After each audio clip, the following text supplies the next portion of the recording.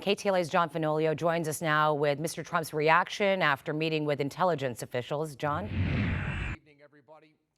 Mr. Trump finds himself in a tough spot. Throughout the election, he often spoke favorably of Russia. Last July, he said he hoped Moscow would find Hillary Clinton's missing emails and appeared to encourage publishing their findings. More recently, he's resisted the U.S. intelligence community's assessment of Russian interference before being fully briefed. But today he was briefed by the nation's top intelligence and law enforcement officials, and they have concluded that Russia sought to undermine the U.S. democratic process by helping Mr. Trump win the election. But the president-elect isn't so sure.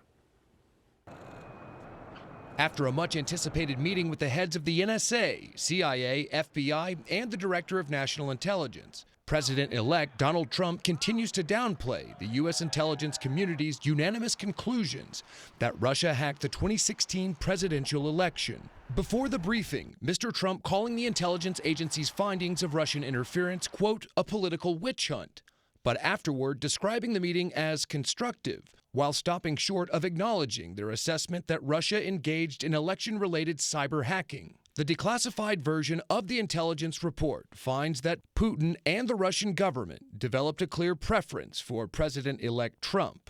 Russian President Vladimir Putin ordered an influence campaign in 2016 aimed at the U.S. presidential election. Russia's goals were to undermine public faith in the U.S. democratic process, denigrate Secretary Clinton, and harm her electability and potential presidency. I don't think that we've ever encountered a more aggressive or direct campaign to interfere in our election process than we've seen in this case. Republican leadership agrees. Russia clearly tried to meddle in our political system.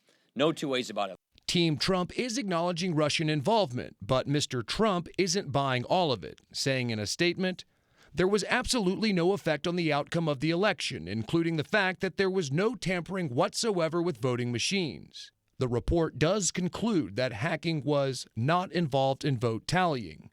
But some lawmakers say that misses the point. The fact that there was no evidence of tampering with machines doesn't mean that it didn't influence the outcome of the election, as Donald Trump has said in his statement.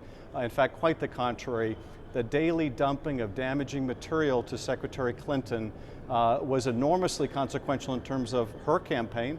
It was enormously beneficial to Donald Trump.